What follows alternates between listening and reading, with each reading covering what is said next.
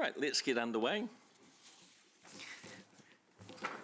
Welcome to the Procurement Subcommittee meeting number 3. That is 3, not free. I'm good at procurement, but not that good. On August the 18th, a Kapiti Coast Council project manager was charged by the Serious Fraud Office over a $12 million manipulation of the procurement process spanning 13 years. This is what we want to avoid. Yeah. Okay, do I have any apologies? I think everyone's here, so there is no need for apologies. We can move on from that. I don't need to move or second it, no apologies. Confirmation of the agenda. You've got the agenda in front of you. I will move it. Councillor Mead, do you want to second it? We vote. So all those in favour, raise your hands. Any against? The motion is carried unanimously. Declarations of interest. Does anyone have any interest to declare? No? Perfect. Public forum. We don't have anyone in the public forum, so we can move ahead. Confirmation of the open minutes from the 3rd of June. I hope you've all had a chance to read those. I will move it. Mayor Tim was quick with his hand. All those in favour, raise your hand. Any against? The motion was carried unanimously. Right, Chair's report. Okay. I will take this as read mostly. Oh, do we have an Emma? Councillor Emma? No, all good. Yeah. I said take it as read mostly because there were a couple of points where I noted in the report that there will be some verbal updates because of progress from the time of writing. First of these is the Peach Grove Road project. Council and Transport Subcommittee made delegations to the Chair and Deputy Chair of Procurement and the Chair of Finance to review the project and approve the budget. The issue at the time of writing was clarifying whether the $1 million budget was the construction budget or the project budget. The difference being quite significant at $300,000 or 30% of the value of the budget. So it took, that's made up of staff and consultant time to get the council to the start of construction, hence the difference. I liken it to the cost of a new house. A client with $1 million budget at the start needs a house finished before the money runs out. The budget includes $400,000 for the land, $100,000 for council development contributions, $50,000 for design and council consents, leaving less than half for the builder and materials. Councillors are the client. On behalf of the public, we need to understand the full project cost, not just the construction cost. The review approved a $1 million project budget, leaving $700,000 to develop the road improvements. So we've clarified that with staff. Next one was the work program update. We have a final draft meeting, I think later today. So we will distribute it to subcommittee members once that is finalised and be able to present it in detail at the next meeting. You will note when we get to the end of the Chair's report that there has been an addition to the motion that is in the agenda. This relates to some added items that Councillor Rachel noted was missing. So I will just go back to that. We have Councillor Maria joining online. Right, thank you. Welcome, Councillor Maria. And right, so at the Finance and Insurance Committee, there was a resolution for monitoring and reporting back by the Procurement Subcommittee through the work program, and there were 4 recommendations in that which needed to be updated. So there is some, I'll read this out because it's not actually added in that. Recommendation 3, enhanced governance level direction is being progressed through the Governance Procurement Strategic Expectations Report. That is item 7 of this agenda, which establishes elected member expectations to guide procurement decision making and future policy development. So we can be reporting back to Finance that we're on track with that. Recommendations 4 and 5, accelerate implementation of the PSOM, that's the maturity reporting, and improve data quality systems capability being progressed through the Procurement Maturity Improvement Program. The update report, item 10, covers the relevant Horizon 1 work streams, including governance, processes, technology reporting and data quality improvements. So we're on track there. Recommendation 6. The original response to this recommendation was addressed through the Chief Executive's response, which was attached to the Chair's report, and highlighted specific issues in the data quality and interpretation of perceptions raised in the report. Additional clarification is intended to be delivered through forward-looking analysis and reporting under Recommendation 5. So Recommendation 5 covers the Procurement Maturity Improvement Program, which we get updates every subcommittee meeting. So it will be covered in that. So we will be able to report back to the Finance Committee that we are meeting the resolution from the Finance Committee. Right. So from there, we have the opportunity for Councillor Sue to talk about what we are doing with consultants.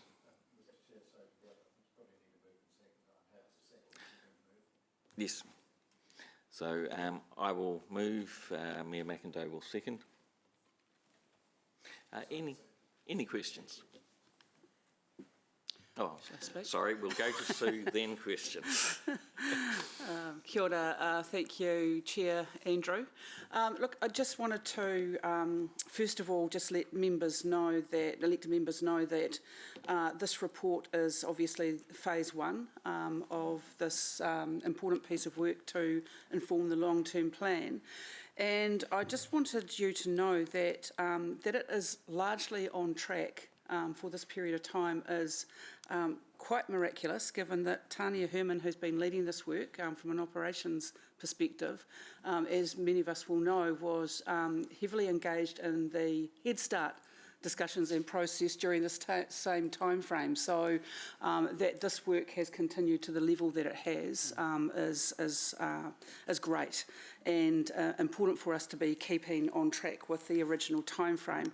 I also just wanted to point out that when we look at on page 13 of the agenda, we look at the areas of expenditure to give the ballpark figures in each of those areas in the chart. Just to point out to members that there are discrepancies in the timeframes for each of those areas. So I've been attempting to try and bring them into some consistency. My preference is that we would look at a fiscal year, and that each of them would be comparable on that basis. But I did just want to point out that until we get that recalibrated correctly, that there are some differing timeframes in there, so it's not necessarily comparing apples with apples at this stage, but we'll continue to work on that.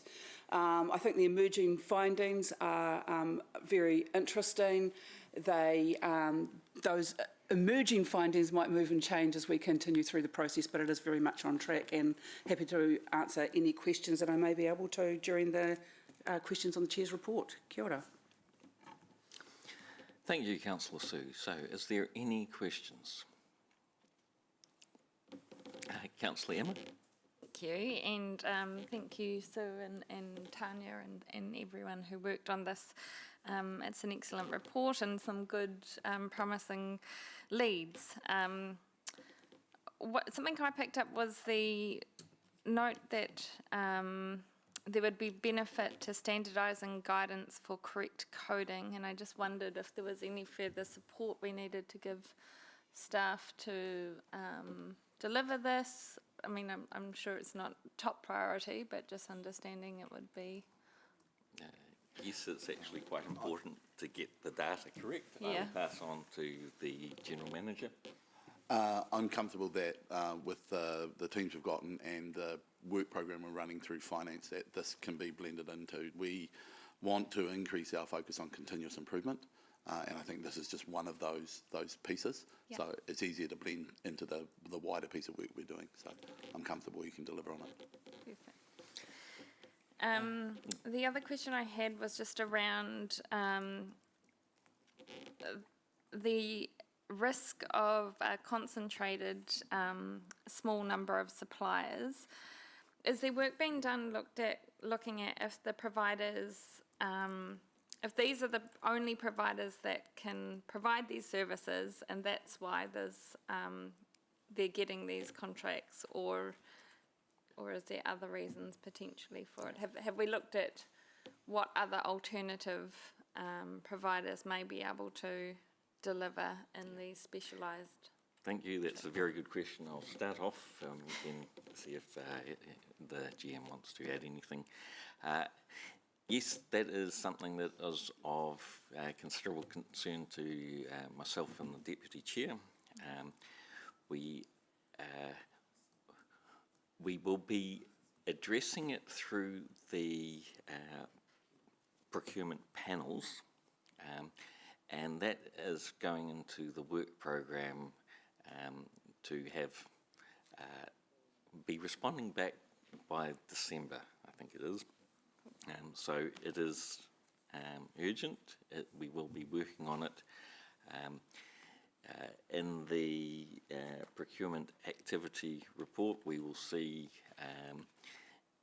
a number of consultants getting some large sums of money, and we want to reassure ourselves that everything is being done properly. So looking for that. General Manager, would you like to add anything? I agree we need to look at it in the work program. Probably one observation is it is a common challenge when using consultants. Yeah. Those that are embedded within the organisation tend to have an inherent easier understanding of where they are versus introducing. So it's a tension in the procurement process, and I believe it is appropriate through this piece of work that we test that tension and see whether it's effective. Thank you, that's my questions. Yep. Yes, Councillor. Yeah, look, thanks for the question. I think that for this project, and Chair Bidder is correct that the other project around procurement is the part that will address the question that you raise. But what we're specifically testing with this project is those contractors versus in-house services. So that's the thing that we're staying very focused on within the scope of this project, and depending on the another project to pick up that issue. Yes, thank you, Councillor Sue. The two are closely related, because if there isn't a good spread, why wouldn't we have that particular skill board in-house? Yeah. So, yeah, really looking forward to Councillor Sue's progress on that. Councillor Carolus. Thank you. My question is in relation to the consultancy spend report. I'm seeking clarification as to who is actually doing the review and who is the author of the report. Councillor Sue, can you answer that. So what I can clarify is that Tania Herman is the lead person for the operational side of this, and I have governance oversight, if you like, overview. So the report has been written by Tania, and I have checked the report, and we've amended the report before it's come before the subcommittee. Thank you. And I'm thinking also that, Gary, you have oversight from an ops perspective on this report as well. Absolutely, and some of my staff are supporting Tanya in putting the information together. Thank you. I've got some follow-up questions. So in the report, it says, early value for money assessment indicates that consultancy spend is not inherently excessive and that significant value has primarily been delivered in specialist technical areas. The question is, what has this been benchmarked against to form the view that the spend is not inherently excessive? How has this conclusion been reached? So the majority of the expenditure that's incurred, through the chair, through the process is done through open tender. So therefore it inherently has a competitive tension within the pricing. I think there are the challenges we just talked about around how you balance those off. The piece around evaluation of the services being provided being of a expert nature, I think that's the bit that still needs to be tested more in the second phase of the review to establish whether those expert resources are either only available in the external market and can't be brought into council, or if they can be brought into council, how practical is that to do versus workload. So there are a number of complex issues around. Sometimes it looks like you've got enough spend to bring an internal resource, but what's not visible is that the spend all occurs in a season, so it might all be done in 3 or 4 months particularly, and therefore it's difficult to bring that in-house on a permanent basis. So those are the things we need to get into in the next phase. Yeah, I'm trying to mitigate the risk of any suggestion that we're marking our own work and that therefore introduces some kind of bias. So the question is, are there any plans for some independent input or review with specific expertise to support public confidence in the findings?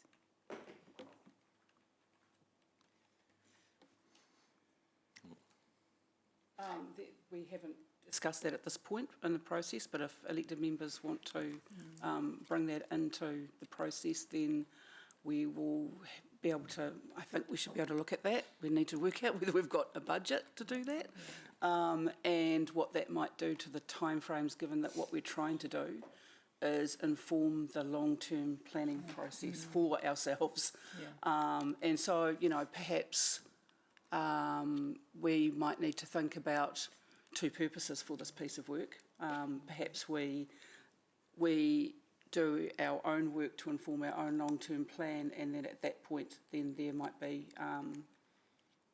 an independent review of that work. Yes. That's another way to address it without getting the main purpose of the work, if you like, truncated, because what we're really trying to do is inform our thinking for the long-term plan. Yeah.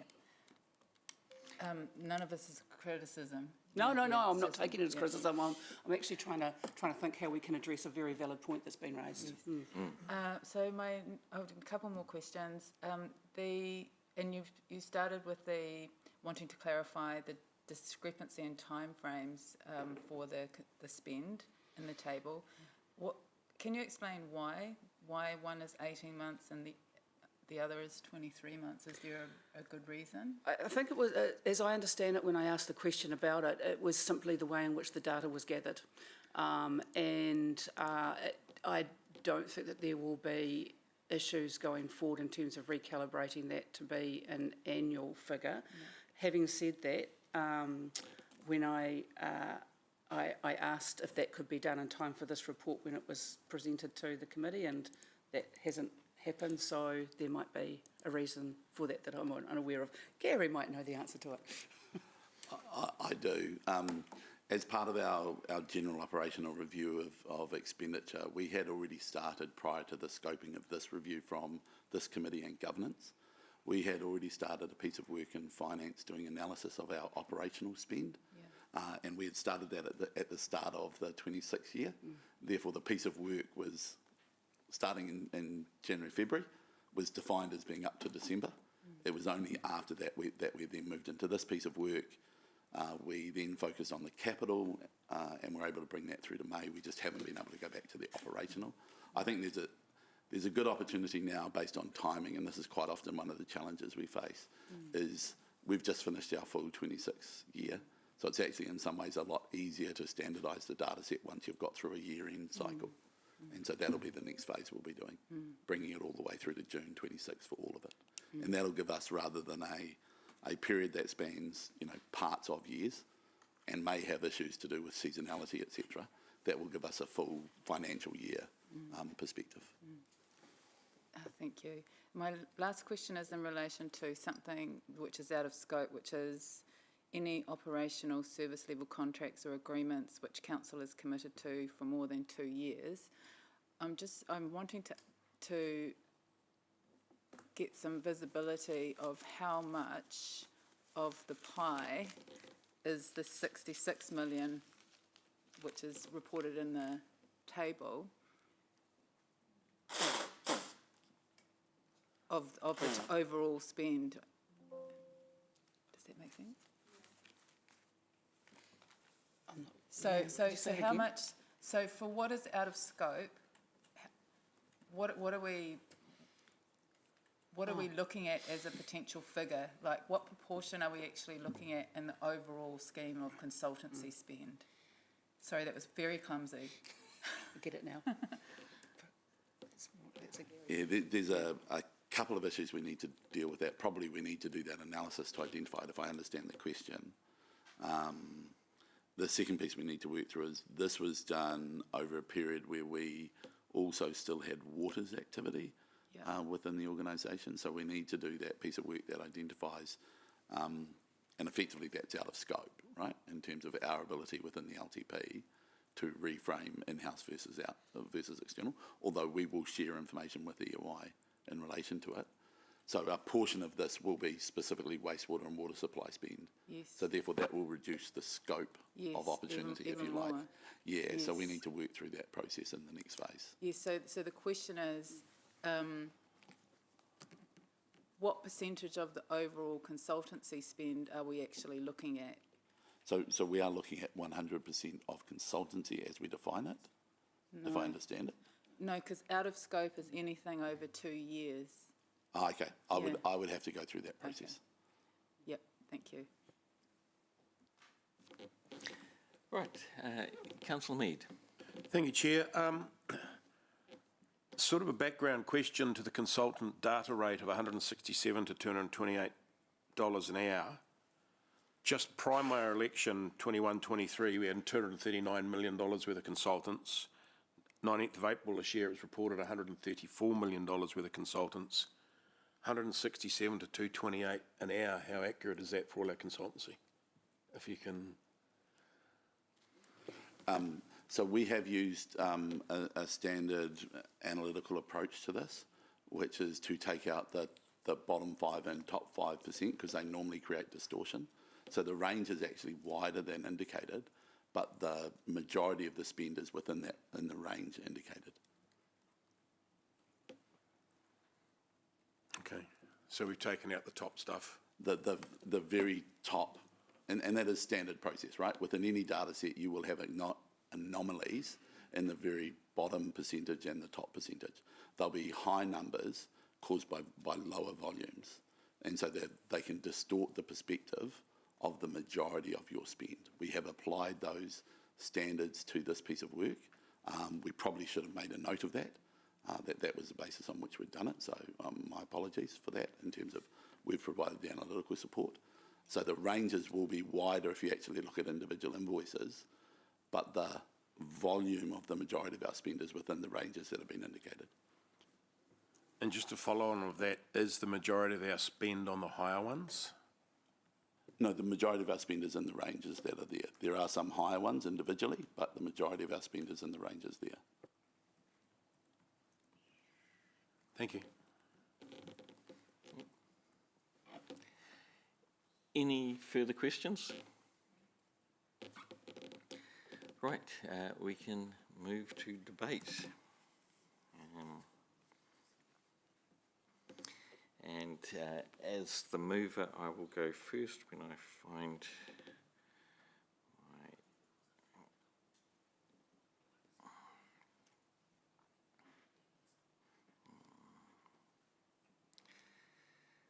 Right.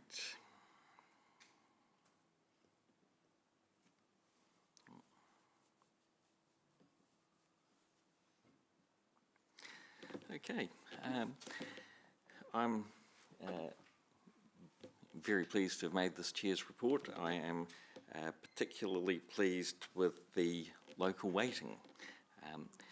This is a balancing act. We want the best value for the people of Hamilton. We also want to support local businesses and keep local rates money spent locally. This is what I do with my own money. I'd rather deal with a local who I can meet face to face, who will turn up when needed, whose reputation means something to them because they live here.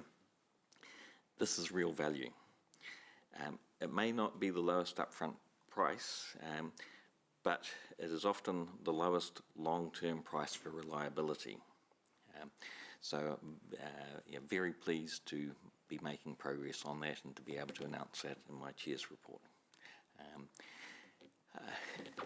Any other debate? Councillor Moroney. Thank you, Chair Andrew.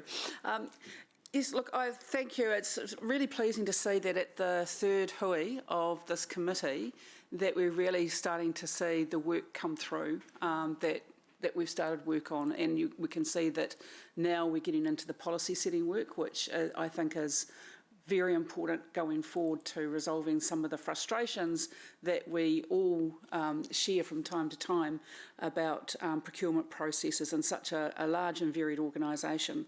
I want to thank members for their interest in the consultants' report. It's really useful to get the questions and the feedback so that we can fine-tune this report as we go ahead, and rest assured that I don't take those as criticisms of the work. I take that as very strong interest in a piece of work that is important, and look forward to seeing what we can achieve in this area.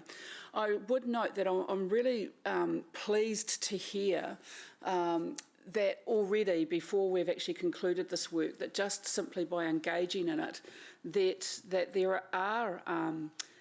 there are processes where people are being hired who have been doing consultancy work for us in the past that are bringing their expertise in-house. So those things are starting to happen already organically, and I think that's a really great outcome. I would note that one of the things that I've already thought about in this process is that when we go down the pathway of outsourcing work, and when we engage the private sector in work that is for our community, that is sometimes much easier to do it going out than it is to bring in. That once we lose capacity, or we lose assets, or we lose something that's dear to our community in terms of this type of work, it is really hard to build back up again. So look forward to having more discussions about how we can do that well in the future. Kia ora. Councillor Carolus. Thank you. Chair, I just want to acknowledge in your report specifically the reference to the contracts optimisation team, and just signal appreciation for the innovative thinking that you're bringing into the space. I also want to acknowledge the great progress being made with the consultancy spending review.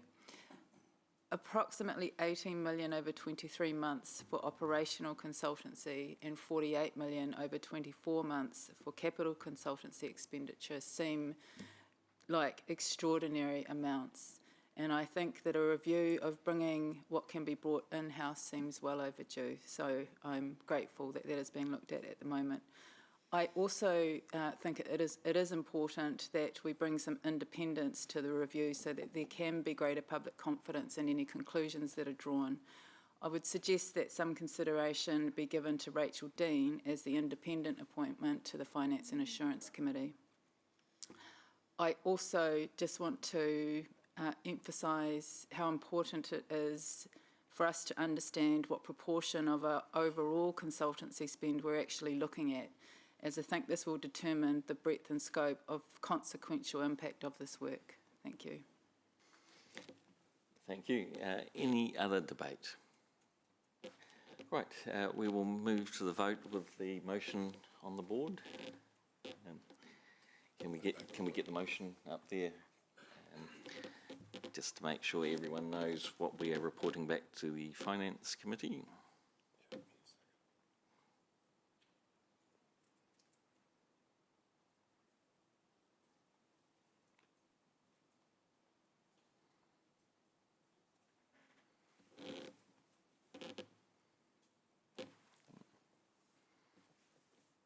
There we go.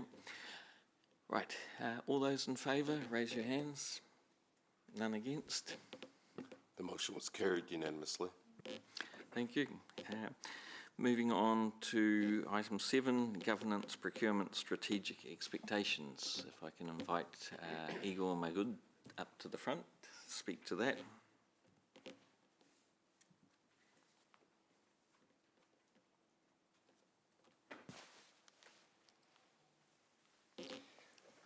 Good morning, Chair and members, and good morning and thank you. We have for today consideration of the procurement strategy, which sets out the strategic procurement expectations to guide procurement decision-making across Council. I'd like to note that the strategy provides direction rather than detailing operating instructions. So thresholds, templates, workflows, approval requirements, and step-by-step procedures will continue to sit within the procurement policy, the procurement playbook, delegations and supporting guidance. The procurement framework is explained on page 20, and in terms of hierarchy, we're obviously here to discuss governance expectations through the procurement management strategy, under which will sit the procurement policy, and under that which will sit the practices and procedures. We do have quick reference guides and playbooks which will be detailed and actually mentioned in the local economic impact and further report. But in terms of guidance specifically for staff and thresholds, that doesn't sit within the procurement strategy itself. This is a high-level strategy intended to basically translate the vision into 5 governance expectations. So value for money for the community, fit-for-purpose procurement, clear roles and responsibilities and the right capability, efficient and accessible procurement, and transparent and accountable decision-making. Yes. So the one comment here I would probably make is obviously we recognise the importance of the governance expectations being developed and owned by governors. Obviously it plays very tightly into how then we set the operational direction for decision making within council. You'll appreciate, given how busy councillors are, we've done some of the work in the background in compiling the work. But the process to extract and specifically identify the governance expectations which we have brought to the front, which obviously we are recognising our own through this committee, has been done in consultation with the Chair of Finance and Assurance, Chair of this committee and the Deputy Chair of this committee. So we've worked actively to ensure that what we're presenting within the governance expectations is what we hope is a representation of what they expected to present to you, rather than simply assuming this is a presentation of management. Thank you. Any questions? Councillor Moroney. Thank you for the report. The fit-for-purpose procurement,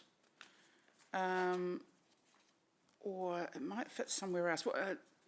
What I'm trying to understand is, would there be a standard maximum length of contract prescribed as that measure? Is that where that would sit? And if there was any departure, that there would be an escalation process? I mean, we provide for standard escalation processes within actually a further outcome. Right. And 100% of those departures we expect to be explained. So if there is a departure, it obviously needs to be justified, and it would always require, 100% of coverage in terms of justification. I hope that makes sense. Yeah, I'll give you a practical example. Yeah, So thank you. some of the contract terms that we're able to execute are defined within the delegations policy. So there are already restrictions where, even from a CE perspective, the sign-off of a contract can only go over a certain number of years before it has to come to council. The most obvious one, and this is, I suppose, we're describing, we're saying through this process, it's really, although there are standard norms we would expect the majority of our procurement activity to go through, there are always exceptions, and they should be recognised and adjusted for accordingly with the right controls over them. An obvious one generally we would identify is the rubbish collection contract. It normally spans greater than 5 years. The reason why that is justified is the capital investment required in terms of vehicles, etc., would make that prohibitively expensive if we were trying to recover all of the cost of that capital in a 5-year contract. So therefore, that contract generally, both because of scale and because of length, has to come to council for approval. So we do try that. That's what we mean by fit for purpose, looking at the exact situation of what's the structure that gets us connected to the best value for money. So do we have a standard maximum length of contract before it gets escalated into a different decision-making process? We are working through that. What I would suggest, we need to work through that internally. I would propose that any contract beyond 3 years needs an additional justification review put into it. But I would suggest there's a number of contracts we would do less than that because of the nature of them as well. Okay.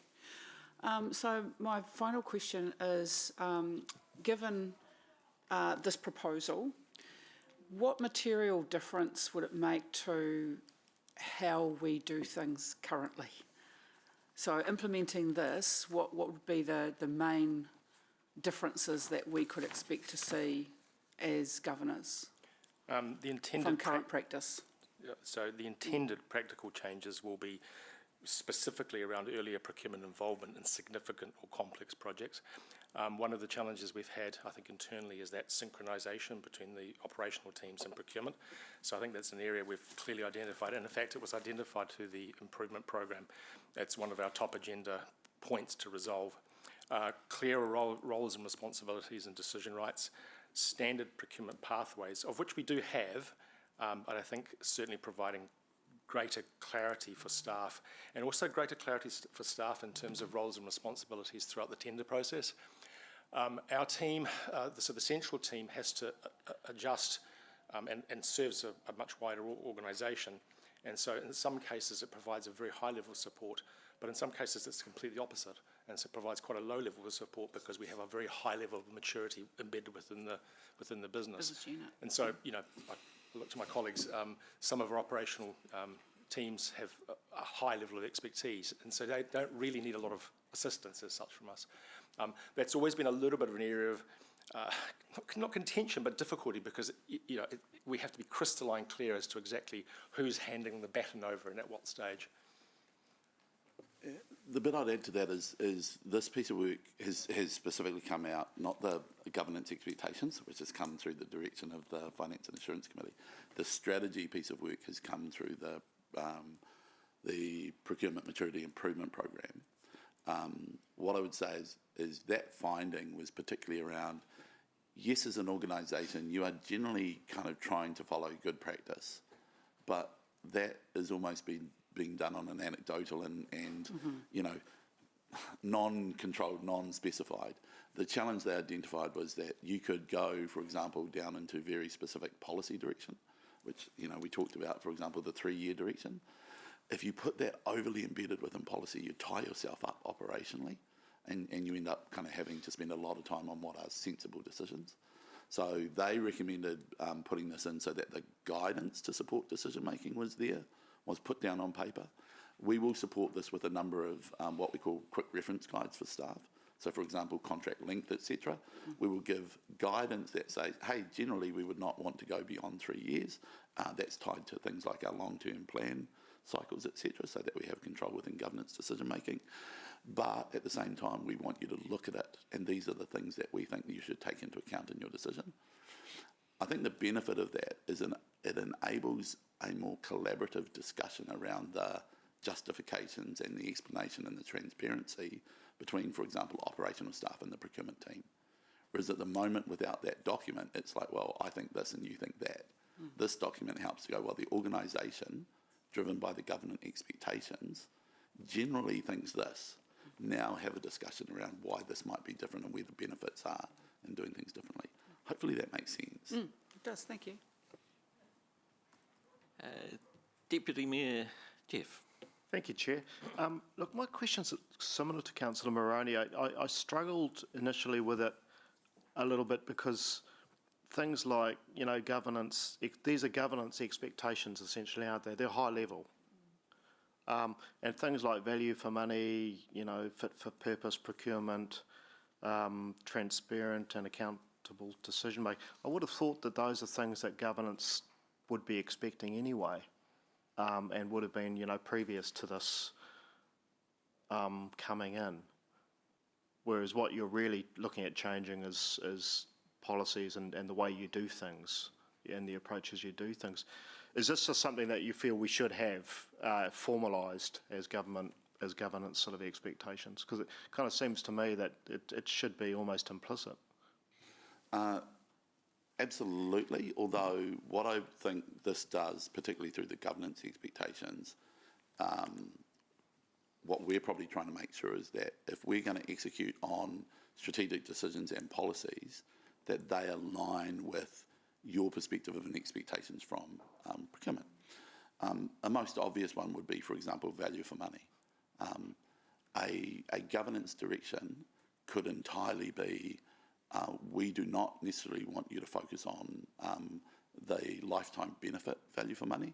We want you to focus on short-term cash flow reduction. So we want you to take effectively the cheapest of all and discount price and life and value of benefit. Now, I don't think that's a sensible conversation, but I've seen governance boards of directors make that direction for procurement before for various reasons. So I think what this does is it really explicitly says that that direction comes from you, not from management deciding that that's what council should do. Okay, thank you. Councillor Mead. Yeah, long term, is this to bring some of the hybrid procurement or the whole council under a similar plan for all divisions? I mean, the strategy is intended to cover all of procurement activity for the council, yes. Yeah. And it would encompass all operational requirements, all operational procurement. I think the answer is yes. Yeah, simply. Right, any further questions? Right, I will move this. Can I have a seconder? Thank you, Emma. And we will move to debate. I am really pleased with these documents. They give strong and clear guidance about what we as councillors expect. The big challenge is driving the culture change. This is a solid start, but we need to ensure staff get on board with it. So we need to keep the pressure on through multiple channels to make sure that happens. That's me. Councillor Emma. Thank you.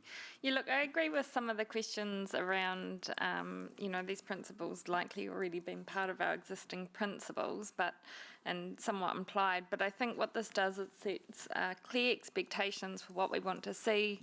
It removes any guesswork from staff and improves transparency for public and contractors.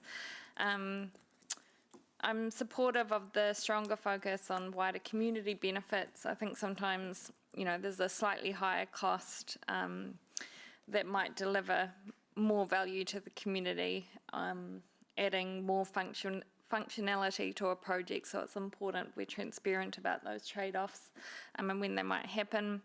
Adding the whole of life value and cost makes sense and ties in with the new financial approach we've been using. I agree with the scale and fit for purpose. If it's low cost, low risk, low vigour, ultimately the work needs to reflect the potential rewards. Yeah, I think overall these will help support clearer guidelines for staff and ensure that we're all on the right track to as you say, change the culture and make better improvements. Thank you. Councillor Rachel. Thank you. I'd like to thank staff for the work and the considerable thinking that has gone into producing this document and everything that sits under it from the procurement improvements process perspective. This is precisely what was found to be lacking in our governance arrangements as part of the KPMG procurement report debrief process. I want to remind us all that through that debrief process, it was clear that some governance guidance would be helpful to provide explicit clarity across the organisation that has been operating in a largely decentralised model. For example, the debrief process found starkly different perspectives on what concepts like value for money mean. So I'm very supportive of the stated expectations and also the outcomes. And I appreciate too that we are on a path of continuous improvement and that there will be things that we can learn as we implement the framework along the way. Thank you. Councillor Sue. Thank you. I didn't mean to imply by my questions that this was not an important piece of work. I actually believe it's a very important piece of work. What I was wanting to explore was exactly how important it would be in terms of changes on the ground, and I'm convinced that it will be.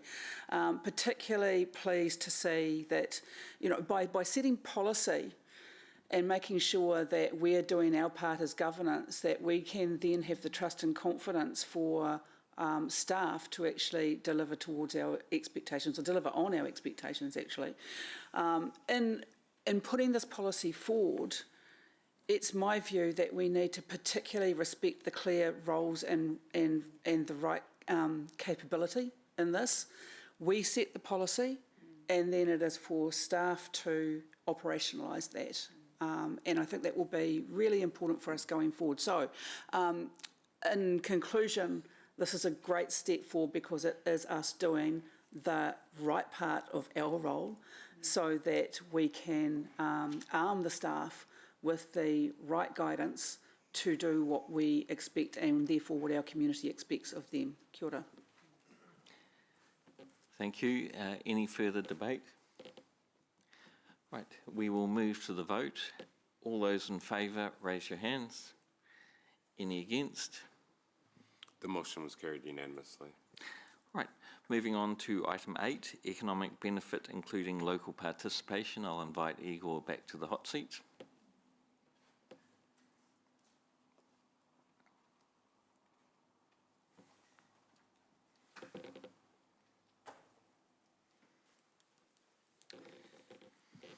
Thank you, Jim.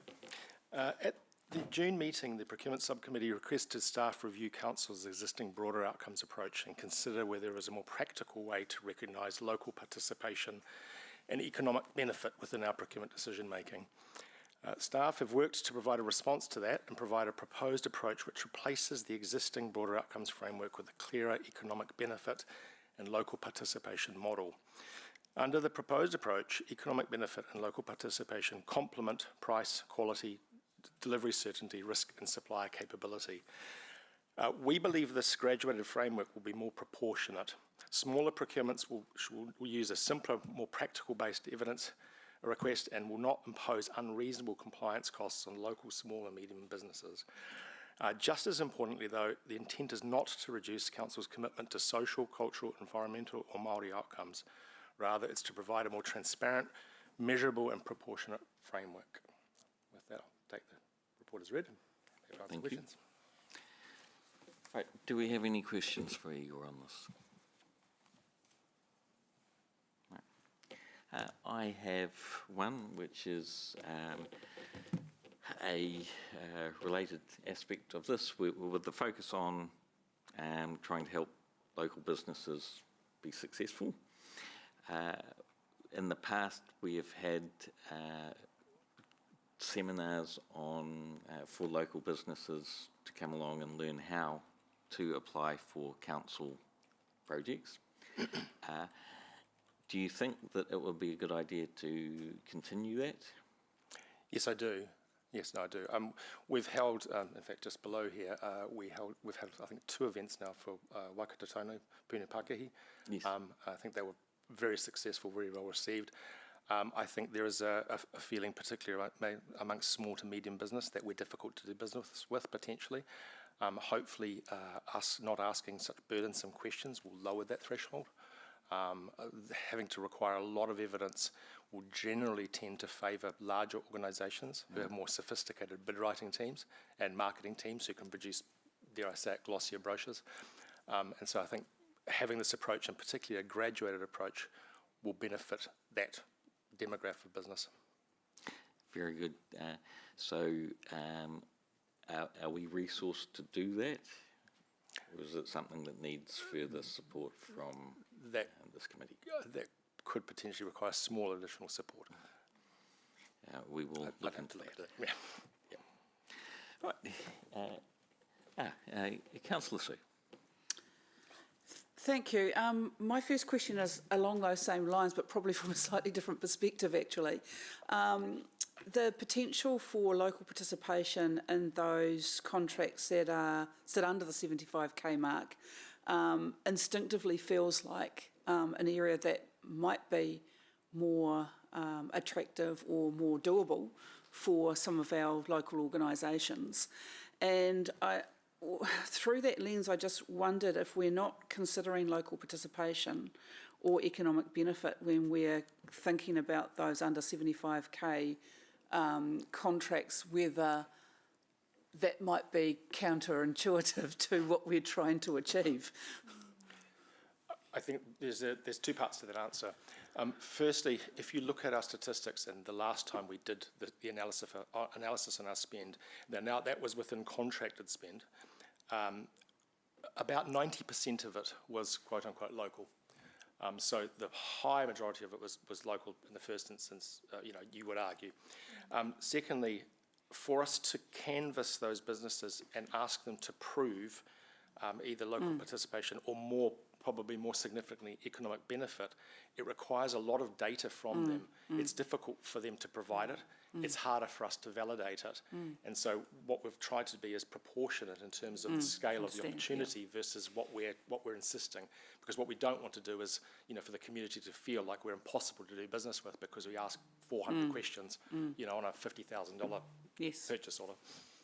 Yes. Is there a way that we can monitor that by taking that approach, which I understand the reasons why, that we don't end up going in the reverse direction to the one that you've described currently already happens, that the vast majority of those, I think I understood you to say the vast majority of those under the 75k are local currently? Yes, there would be. Yeah, but by the nature of the spend, it would be really unlikely that we would go further afield.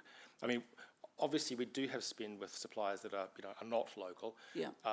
Again, it depends on our definition of what local is. I mean, we've tried to be a little bit more rounded about that.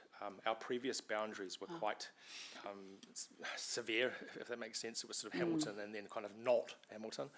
So here we've taken a little bit more of a regional approach, which is probably appropriate.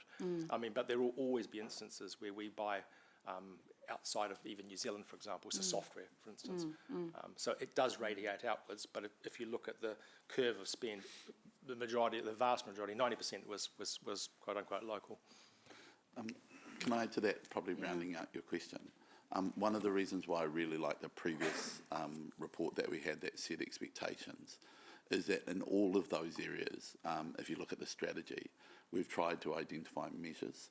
So I think in terms of the procurement improvement program, one of the critical things we're doing, generally good practice, but we have potentially not been as strong in this space. It was identified in terms of our maturity, is even where we implement, guidelines and strategic directions and policies, just having those alone is not sufficient. We do need to then be providing evidence-based reviews of those, looking for continuous improvement that comes from that decision-making. So my expectation is that we as a management, as a procurement team, and then working with the operational managers, would have good data to support reviews, and that would include, for example, where we were seeing percentages either moving over time in that 75 space or any of the others, we would ask ourselves why and challenge whether we're falling back. Yep. I think we'd also look at that not just about, the trend. I think the opportunity there is to review those that are not in local and go, hey, should we have made any decisions differently? And some of the transparency, for example, that comes from that work program is increasing the transparency that we put into our procurement plans from operational staff. So both in the under 75s and I think importantly in the 75 to kind of 500 space where we've opened up the 3 quotes model, staff being really evident that they have taken this into account. If you're going lowest price conforming on a $200,000, I think this is clear that we expect staff not just to follow the direction, but to document that they've followed it, and that we will then measure the degree to which it's being followed as well. Yeah. I guess if we're not gathering the data on the under 75,000 about whether they're local or not, we can't really track what's happening in that area though, right? So, We will gather the data. It will be part of the data that we review. Okay. Thank you. So my other question is quite a different part of this report. Māori business participation, and very pleased to see that there, but I wondered if there are any consequences of, I think under the previous framework that this will replace, that there was more of a description around mana whenua, which could be different to Māori business participation. Has there been any consideration of that issue? It's a good point. I think we've considered it, but haven't yet taken it down into some of the additional guidance that we would do. We've probably got to find some time working with our internal teams who have more expertise in that space to give us guidance on how we should implement that. Great. Thank you. Thank you for those questions, Councillor Sue. They were very good questions and good answers. The data we get from this will show how the culture is changing, so that if we don't get good data, we need to drive that culture change harder. So spot on. Councillor Graham. Just a quick question on the, it's on, sorry, just get my page. Page 45, item 13, where it talks about the change. The intent is not to change what we've currently got, but if you look at that, our intent is to change what we've currently got with Grod's local loading. So that sort of, and also I'd like to see in there somewhere we make it easier to get local businesses to open accounts and deal with the council. I don't know how we put that in there, but we need to put that in. But I just think that note 13 sort of takes out, it's our intent not to change anything, but in the one before we are changing local content. So are we changing it or not? No, I think for clarity, the point is that our previous framework was under the 4 wellbeings, and so it had social, cultural, environmental and economic. Now, obviously we're not a mandated agency, but central government have taken a slightly different approach, and our approach sort of mirrors theirs by coincidence, not by design. We still have strong commitment to broader outcomes as such. They're just being transferred and they're being delivered in a slightly different way, in a slightly different process. So I think the intent of that note was to say that we're not just a brutally commercial organisation who's buying the cheapest thing for the sake of price, but there are still other considerations. Yeah, I'd probably word it, and it might be subtlety in the wording, Graham, Councillor Mead. I think we are changing the approach. What I think this paragraph is trying to highlight is we are not removing all of those commitments. They are still embedded in the new approach that we're putting in.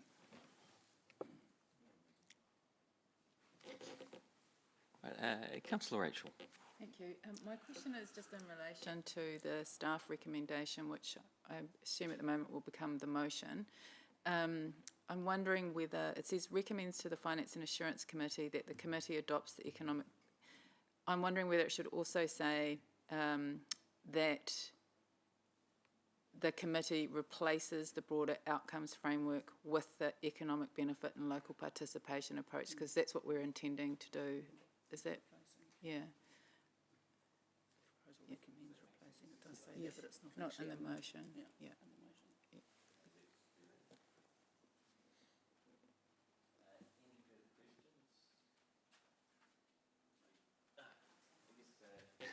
Councillor Maria.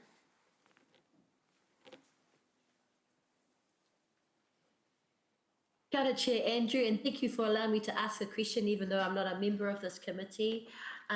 Igor, my question is related to number 33 on page 48. Can you please clarify for me why that's seen as a risk?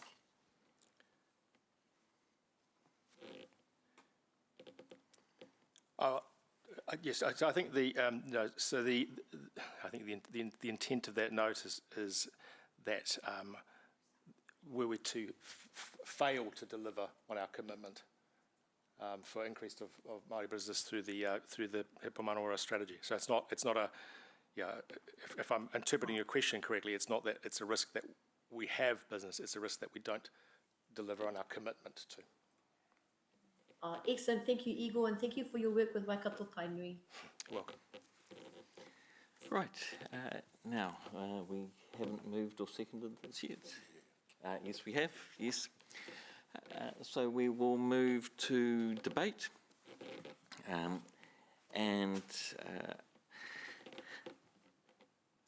We had a value of 5% previously on local weighting. We are increasing that in some cases up to 15% with the ability to be nuanced about that. Any more might reduce competition and cost us long term. I think we've got this right. I think it's a good balance, a good commitment to local businesses while keeping pressure on costs. Thank you. Any other debate?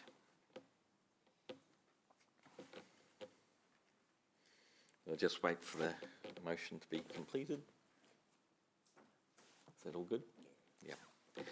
Okay, we will move to the vote. All those in favour, raise your hands. Any against? The motion was carried unanimously. Okay, thank you. Moving on to number 9, Procurement Activity Performance Report. I'll invite Igor back to the hot seat. Yeah.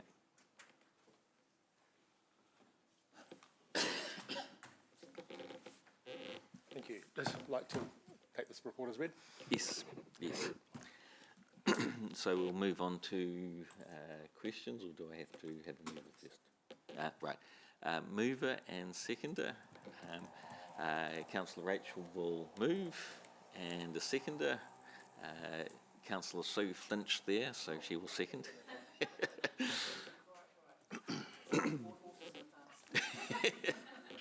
Yes. Any questions? Right.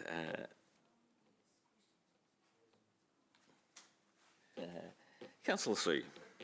Thank you. Phew, just about got away on me there. My question is really in total about for all of the procurement activity that we're considering here, or that we've been notified of. Were in-house options explored for each of these contracts? Is that now a normal part of this process? In-house options are being considered for current and future activity, notably with certainly the future ones rolling up shortly. So yes, and I think we're also liaising with Tanya Herman on that one. Great, thank you. I noticed that we have, where is it? That we have 2 contracts that have been finalised in the fleet management area. We've got one with fleet car share services in May, and the other one I saw was the fleet management services that's the big contract amount, back in January, beginning of January. And in the, so I'm relating this now back to the report on the contractor's spend. There was a comment that there is an opportunity to bring some of this work in-house. So I'm just trying to understand if, and you may not have the answer, but just putting this on the table, if those have been recently let, how long have they been let for, and is that opportunity still able to be explored? So a couple of comments there. I would probably add context to your earlier question. A number of these are previous contracts where, you know, the guidance of the management expectations or some of the in-house external consultations weren't probably considered. I'd say they were considered in the process, but possibly not as strongly as we are now working through those. So I expect that to change, you know, from here going forwards, and has changed recently. Those perspectives may not have been added to some of these contracts, but I think they would have been part of the review. The ones that you're looking at are predominantly less about resource, I would suggest. Therefore, they weren't considered as part of the consultancy spend. They're more about actual physical services and or, you know, the cost of delivery of a thing, rather than human resource. That having been said, I think we still want to consider increasingly whether maintaining the view of having those externally versus internally is the appropriate thing. An obvious one would be the fleet care services one. A decision was made a number of years ago based on a review of what the cost of having additional capacity in the fleet, even if it wasn't fully utilised, versus having, you know, occasional availability externally. And the decision was identified it was more cost effective given capacity utilisation ratios to go external. That was continued. It wasn't possibly reviewed additionally when this contract was entered into. Partly that was because this contract was as a response to a liquidation of an existing supplier. Okay. The other thing I would note is we would have to go through the contract. I think one takeaway for me, even this morning from your query, is that where we are providing the contract start date in these schedules, we are not providing the contract terms. Yes. So I think there's an opportunity for us to continuously improve. Yes. And I would hope that next time we're presenting these, we will be indicating the term of the contract as well as the start date of the contract. Thank you, because that was going to be my next question, actually. Yeah, and I think understanding term is critical to understanding the contract totals as well. I think the other thing we need to provide guidance on in these schedules is whether the contract total is a service estimate or actual contract value. So, for example, a number of these, and the fleet car services is an example, that is not a specified committed contract value. That is an indicative estimated value over a period of time. Right. We would only pay for what we utilise. We would not necessarily pay exactly that amount. Right. Whereas some of the other numbers are specific contract values. Yeah. So I think we need to just put a flag on those to indicate to you which ones are effectively contract estimates and which ones are contract specific values. Yes, and terms going to be really important in terms of understanding that picture as well. Can I just come back to what I was originally trying to explore, though, and I'm not really quite sure that I've understood, or it may be that the question needs to be asked elsewhere.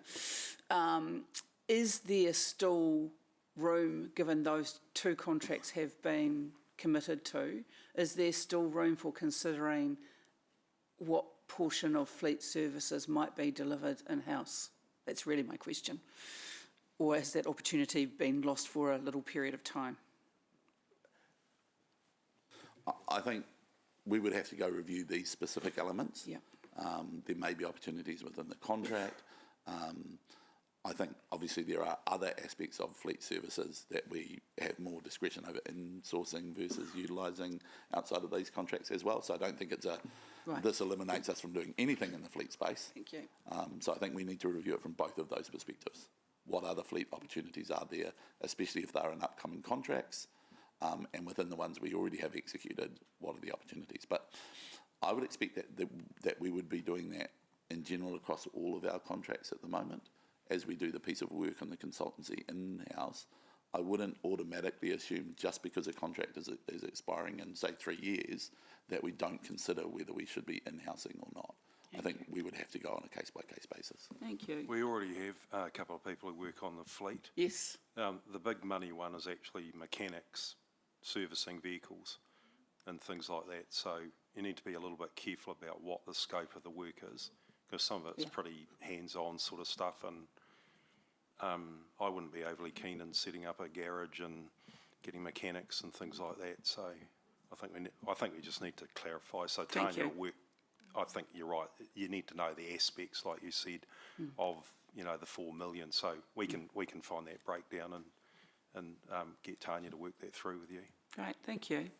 And my final question around this document is there are a couple of items that are about fast track, and I just wanted to be assured that those costs are being recovered, and what the process is whereby as governors we can see the recovery of those costs.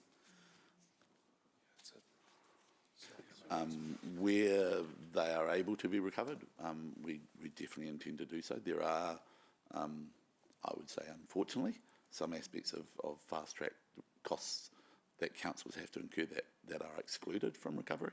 Wow. And so we would have to work through that process. In terms of making it transparent to governance around those, I just need to think about what the process for that is and where we do that, whether that's through some aspect of our finance and assurance reporting, for example. So these ones we're looking at here, I think there are 2 of them in this document on page 67. Are they ones that are recoverable or not, or you couldn't advise us about that at this point? I couldn't advise. I'd have to go away and ask those who are working in that space. Thank you. A lot of them are outside our boundary, so we don't get the development contributions. We have to negotiate a private developer agreement. Yes. And there's the tension. Yes. So I guess I'm asking if these are covered by a private developer agreement or not. That's effectively what I'm asking. not yet. Okay. Thank you. Councillor Graham. Thank you, Chair. I suppose giving me a whole lot of data makes Gary smile. I've got a couple of questions if I can. Can, under Senior Data Engineer, AOG Talent Acquisitions Panel, what or who is that? Because what I'm asking for is we've got a Senior Data Engineer and a contractor and then an acquisitions panel. What's AOG? It's all of government. All of government? All of government, yes, correct. So we have it's all of government. We have a number of smaller panels which we draw upon from the all of government, and recruitment services is one of them. So that figure there is what they charged us to recruit, or is that the cost of the person? Now that's on page 67, about 3 from the bottom. It's all right, you can come back to me later. We'll do it afterwards. Okay. And then the same sort of thing with the Zoo Cafe. We just rebuilt the zoo and a massive amount of money, and then we're doing Zoo Cafe and education renewals. What are we missing that we didn't do at the start? And the other questions that I've got from this information, which is great information, but it's just throwing those up to say, what did we miss? So, I'm not sure of the question. We built the zoo, rebuilt the whole cafe in the front and the entrance of the zoo. Yes. And now we're building cafe and an education room. How come we didn't do them at the same time? So it's actually a refurbishment. Moving the education room is actually expanded cafe use. So it's not. Mark Bunting. Yeah. Is now becoming part of the cafe, and they're actually refurbishing another area, so there's an education room, which means the cafe will earn more money and so will we. Yeah. Was that not considered at the time? Well, things move on. The cafe's been more successful than we thought it would be, so, and the demand is higher for indoor space for the cafe, so we're just responding to that. Makes sense. Okay, thank you. But yeah, and I totally agree with Councillor Sue, start dates, end dates and what's going on, because very hard to figure some stuff out without a beginning and an end. Thank you. Councillor Rachel. Might be a bit detailed, but I'm just wanting to understand, there's an amount there to Deloitte of about 1.2 million for SAP Success Factors operation support. What is that? So Success Factors was the replacement of our core HR payroll system, which we had to implement in response to compliance with Holidays Act. Yeah. It's been a project that was signed off on a number of years ago and has taken a number of years to deliver given the complexity of it. Yeah, so thank it's you. connected with that. That's good, thanks. Councillor Sue. All right, back to me again. I just wanted to follow on from Councillor Mead's questions around the Zoo Cafe. Do we operate that, or is it contracted out? No, it's a lease. So there's a private organisation that runs it, and we're Correct. doing all the I guess my question is, what contribution do they make to the refurbishment? I'll have to ask Irene. I don't think they have. When you get into that, you've got to give a long-term contract. Right.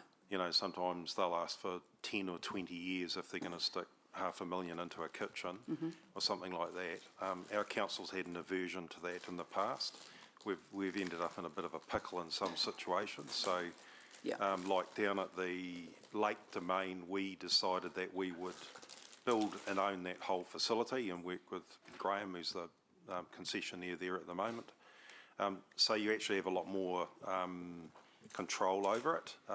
There are other models, Councillor Sue, where you can share that, but like I said, they generally negotiate around a longer term, and you could get stuck with a suboptimal operator, and it all becomes quite hard and that sort of thing. Okay. So if you own, my experience is you own the facility, then you have a lot more flexibility about pulling the strings on quality, and if you need a better operator, it's easier to work through that.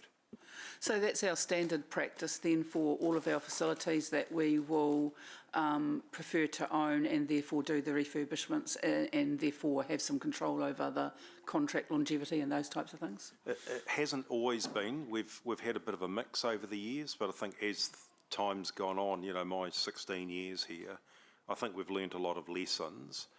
Generally, yes, but we're still open to negotiations and offers and things like that. So the door's not closed on that. We'll look at who the person is, what their financial situation is, their commitment, all that sort of thing, their track record. So the door's still open on being reasonably flexible around our arrangements. Thank you. Final question. Oh, it's just gone away from me. I'm just wanting to know why we hadn't used our internal comms and engagement team on the Procurement, I suppose that means resource consents contract that is on page 67.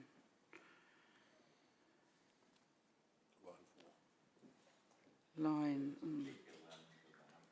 $56,000 for communications related to resource consents. 158. 158. Yeah. We will have to engage the infrastructure team who have worked on that and come back to you afterwards with an answer. Thanks. Right, no further questions. We will move to debate. Councillor Rachel, as the mover, would you like to go first?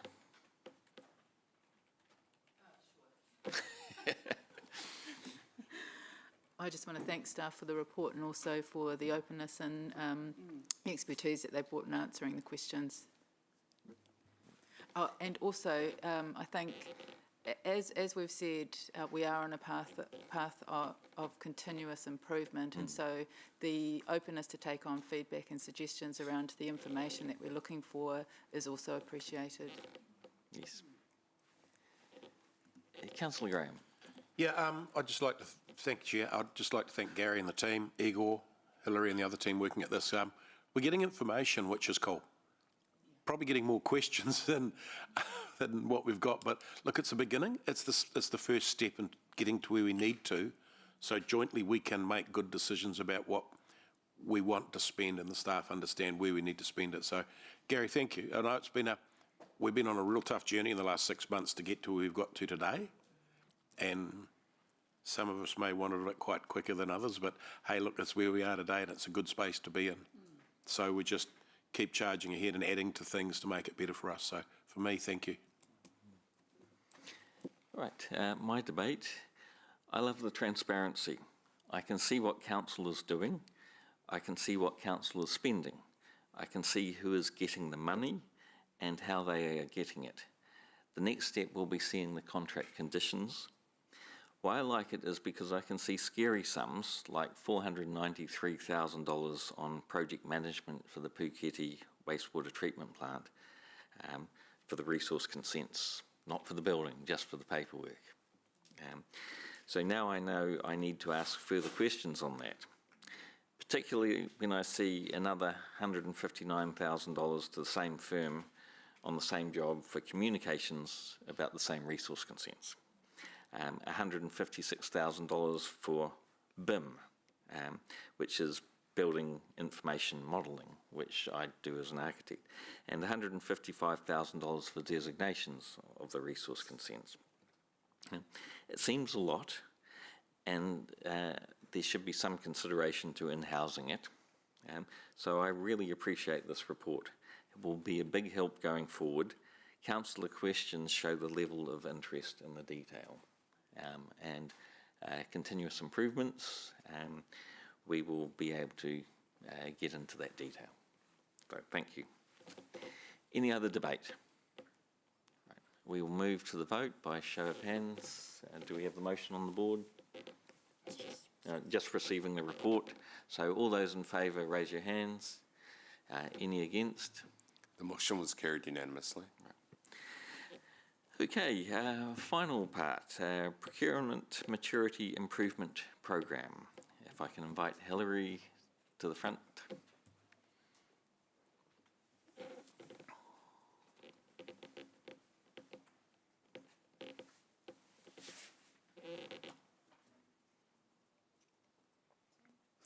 Good morning, Chair and members.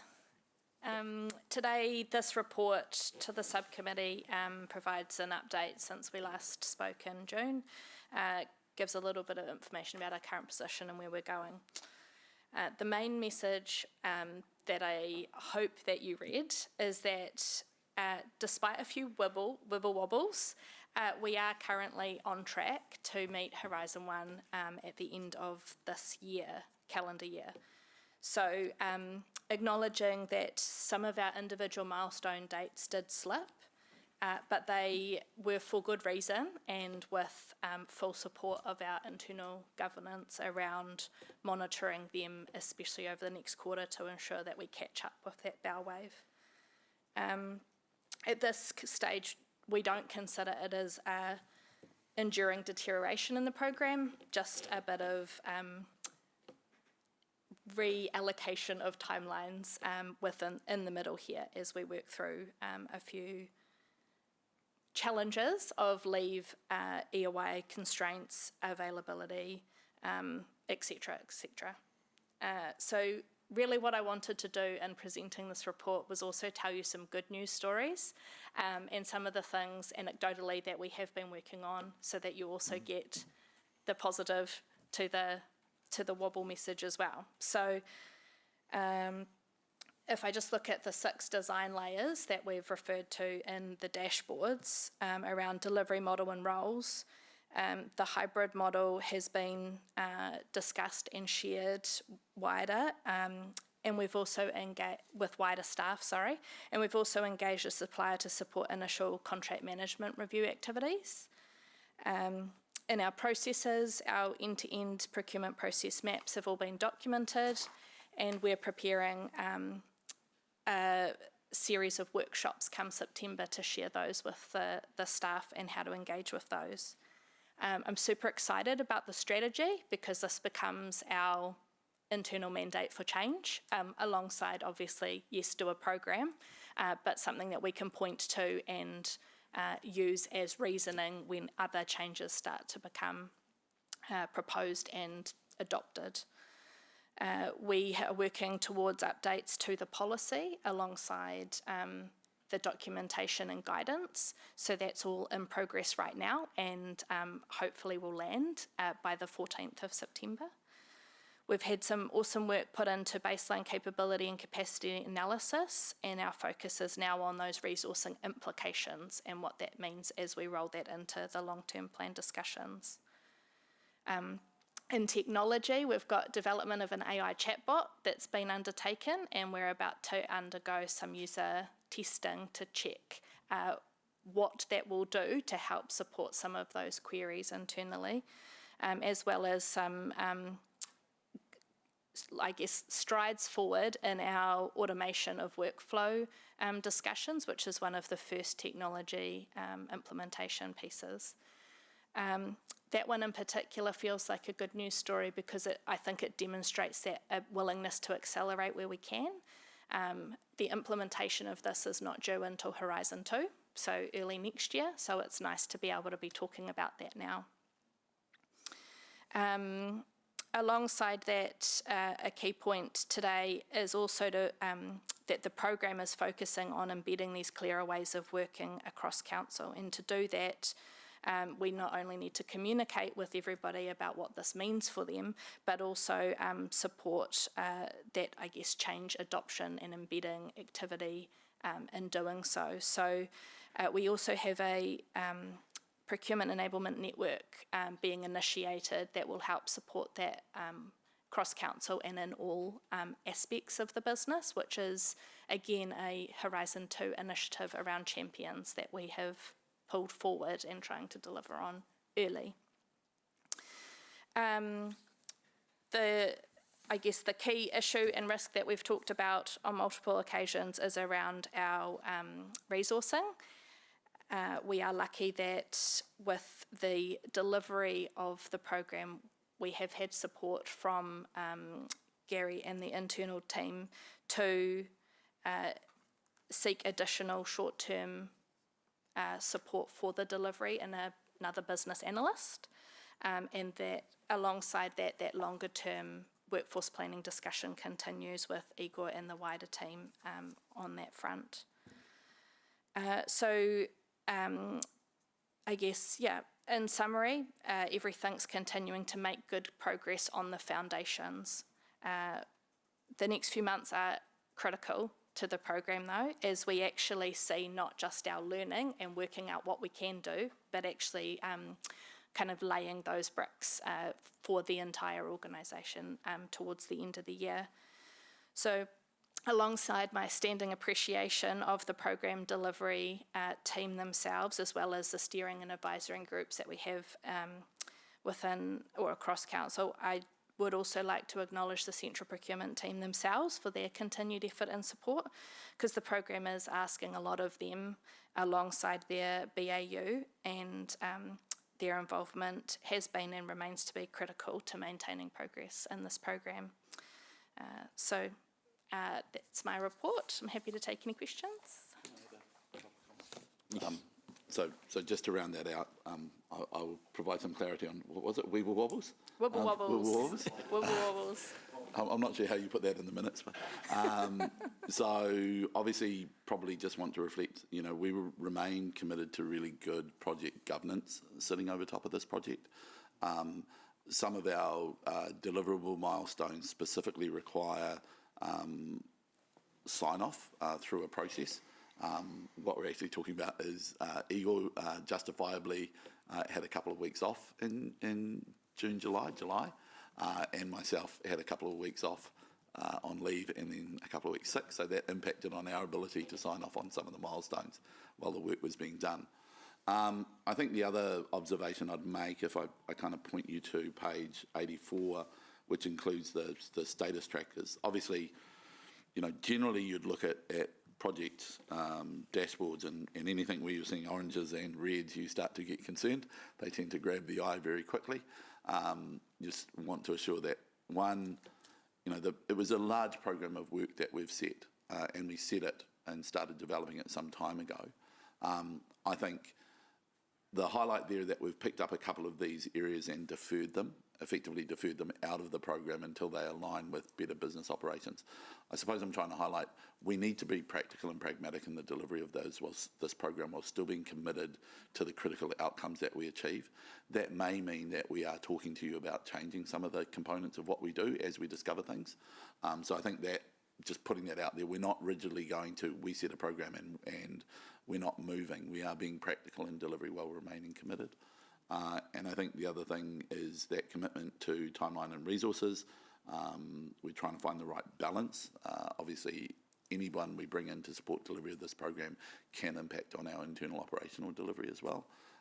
But, you know, the work we've done, I suppose just trying to give you assurance, we are actively monitoring that, and as Hilary said, we identified where we think some additional benefit by bringing costs forward will help us while still remaining within the envelope, so committed to doing that. And the one bit I'd just like to acknowledge, we have a steering group which includes executives from a couple of operational areas supporting this process. And I just want to acknowledge their active participation. So, you know, they are helping us carry a lot of the load in this space by giving us their perspectives and helping us to refine that. We saw that in the strategy work, which I think is fundamental. But, you know, this is not just the procurement team or the team working under me in delivery. This is the wider organisation is actively supporting the work that we're doing, and I really think that's appreciative, and I think it sends the signal that you're expecting to see as governors supported by Lance, that the culture of how we approach this does need some improvement. So, thank you. Councillor Emma. Thank you. Just on page 75, and thanks to staff for their work on this, I'm really pleased to see us move in times with technology. Well overdue. Hopefully this question is in scope. If not, I'm happy to take it offline. But just in terms of the use of e-signatures, I'd just like to understand what protections are in place to protect fraudulent behaviours. That's a particular strategic risk highlighted by independent member Rachel Dean in the Finance Committee. I think that the critical area is the selection of the tools that we use, and so we are using industry standard good practice. So, you know, at the moment, we rely upon a lot of manual signatures or approvals acknowledged through emails, which are, you know, probably a bigger risk and concern. The platform we're looking to implement for contract management is DocuSign, so that's probably considered the leading signature platform globally in terms of standard wider practice. The platform that we're looking at for template management, which is the other area where less risk but as important that we can show an audit trail, as it again has a robust kind of security framework. So we definitely look at that as we go through. Yeah, absolutely appreciate that manual is not a doesn't come without risk either. So the DocuSign has a double factor authentication. DocuSign, as we're currently running it, doesn't. Okay. But it does. I'd need to talk to IT about the structure that they're applying their security on. Okay, perfect. Thank you. But it's a good comment. We are increasingly moving to double factor authentication. I know we've not put it on DocuSign, so it'll be a good question to ask Digital about. Councillor Rachel. Thank you. Thank you for the excellent report. I've got a couple of questions. One is in relation to some of the using external contractors and consultants to identify opportunities to transition appropriate capability into the central procurement function. How's that playing out on the ground, and is there any timeline around that? Is that referring to a specific comment I've made in the report? Yes, at paragraph 28. So, thanks. Yeah. So on that one, I think that one was related. Yeah, okay, sure. Okay. So in parallel to the work that Councillor Moroney's doing in the wider scheme, we, as part of the improvement program, have done analysis of where procurement is being delivered throughout the organisation. Yes. And we've definitely seen that some of those specialist contractors that we've brought in to do either project management or, you know, design work that's specialised, based on their feedback to us and the surveys we did across what staff's involvement in procurement is, we've identified that they are doing procurement work that we believe should be done internally through central procurement, not that we're resourced for it. That has informed a investment brief that will be being brought forward as part of the long-term plan to transfer those resources from contracted into in-house resources. There's a small element of technicality around the capitalisation of those resources and the benefit that provides, but we're working through that. So presumably there'll be a saving of some kind. Absolutely. Yeah. My next question was in relation to paragraph 33, where it talks about deferring some IT technology pieces of work to ensure alignment with the ERP piece. How much does this, and it makes sense, obviously. How much does this impact on the timeframe for delivery of the Horizon milestones? Yeah. How long do you see this being delayed? Yeah, that's a really good question. So I've been working really closely with digital to understand what the timeframes are around that ERP program as well. At this stage, it's my understanding that we'll have requirements from a high level, from a wider ERP system piece, closer towards the end of the year, if not early next year. So sort of, we're talking about Q3 in the financial year, right? But that we kind of need to get there to be able to align back so that we're not over-egging any procurement system decisions. Yes, so within the initial work program, there was a piece of work where we were expected to go out and define the requirements you would expect from a procurement perspective for a specific individualised procurement application, noting that our current ERP system is really not up to scratch. So the idea was, we can't rely upon that. We need to get a new system in. Let's go define what we need from a new system. That's the scope of work that's deferred. It's actually still being done, but it now gets done as part of the ERP process. So rather than simply looking to define scope for a individualised system, we're first trying to define scope to see whether it can be delivered through the ERP project. So the timelines stay the same. The approach by which we deliver it is different. If ultimately the ERP replacement project shows that there is a direction to be taken which is the best option for the organisation, but it fails to deliver on what we need from a procurement perspective, we will then need to reactivate kind of the individual process. Does that make sense? Yeah, it does. Couple more questions. So we've talked about transitioning to a hybrid procurement model, and it's referenced in some of the documents that we've already talked about in this meeting. And one of them actually implies that we're already there. But when do we actually start the implementation? Does it require structural change within the organisation and impact on people's roles? Is any of that,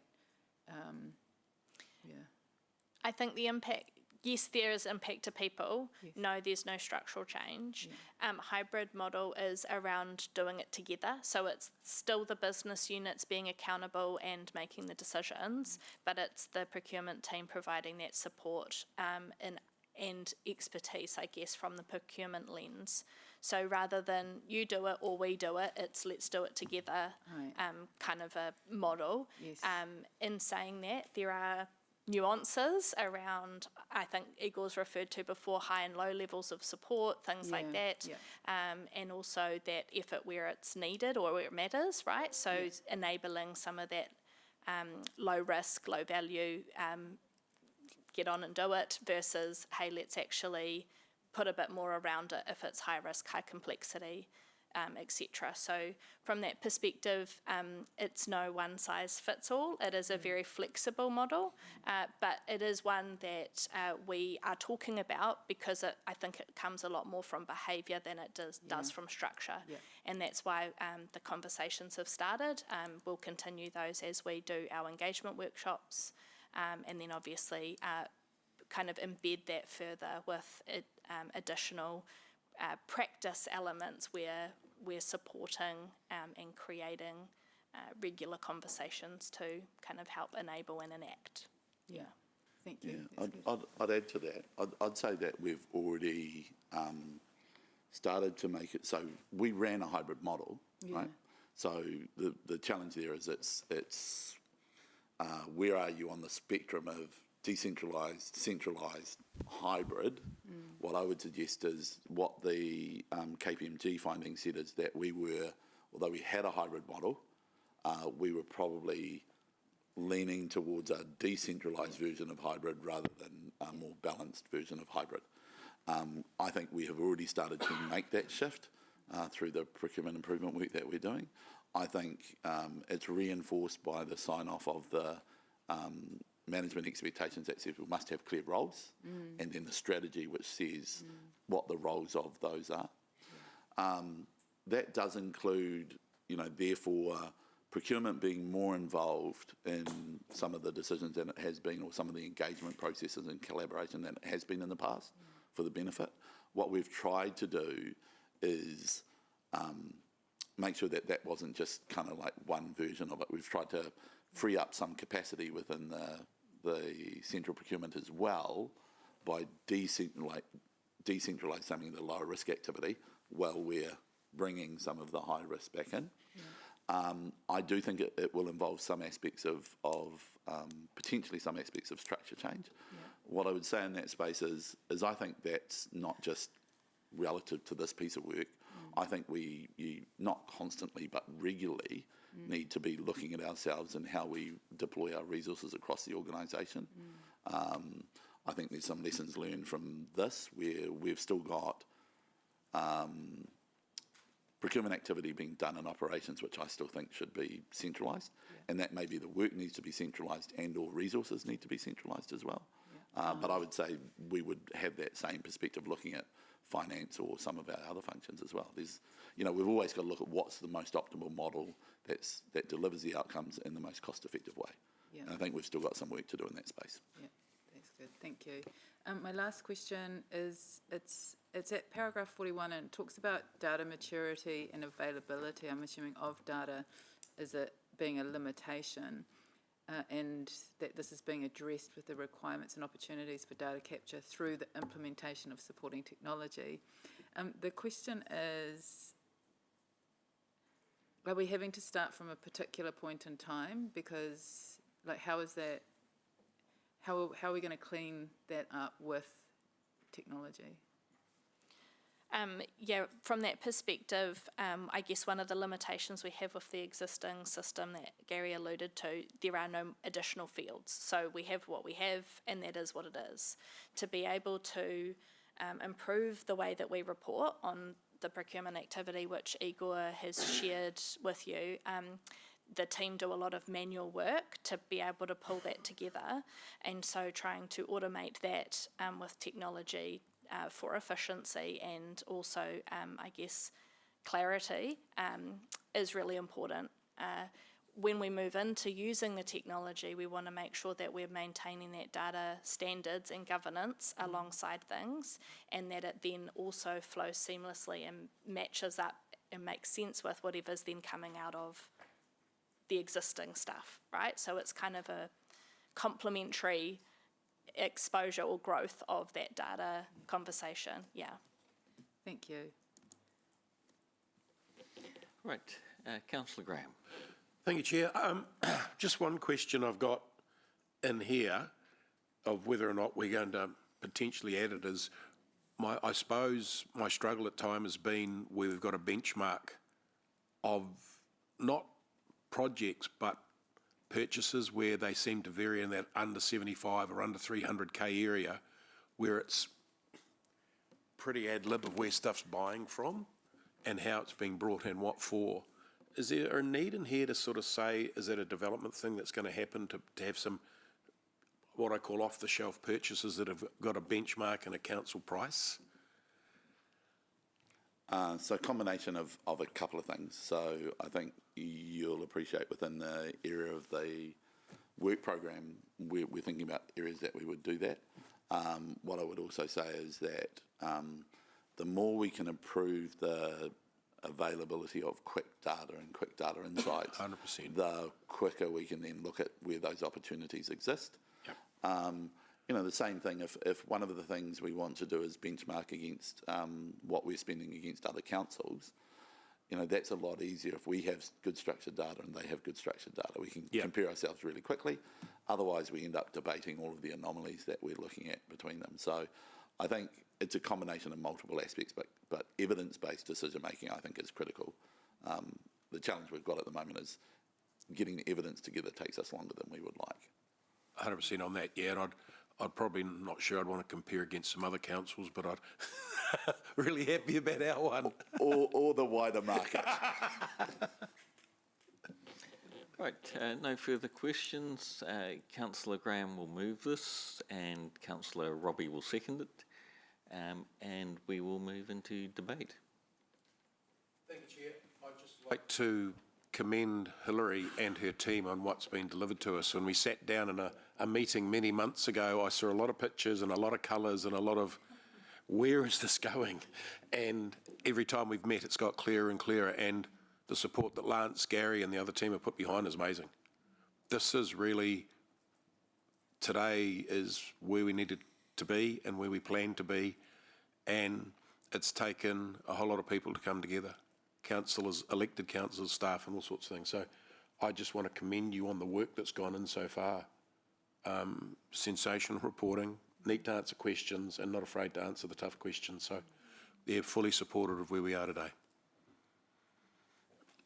Councillor Rachel. Thank you. I just want to echo what Councillor Mead has said. I am deeply appreciative of the comprehensive report.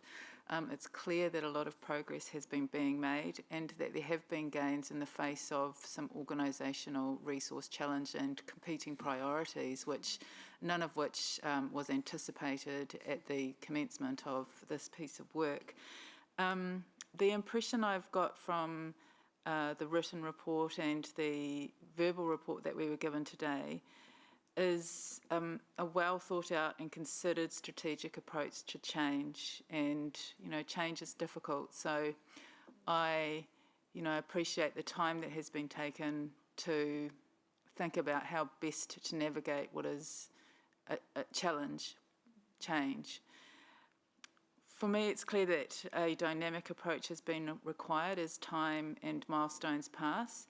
And I, again, am appreciative of the assurances and the commitment to delivering the overall outcome that we all want to see for the organisation and for the community. So thank you very much to the CFO, to our central procurement team, and to the project manager that have been leading this work. Appreciated. Right, any other debate? I will have my debate. There is a lot of green, which is good, but naturally we focus on the other stuff. Good project management includes being open about the wibble wobbles. 4 current open risks. 1 is labelled as almost certain, 3 are likely. That could be taken as bad news. I take it as good news because it shows council is taking it seriously and putting itself under pressure to deal with the risks. Thank you.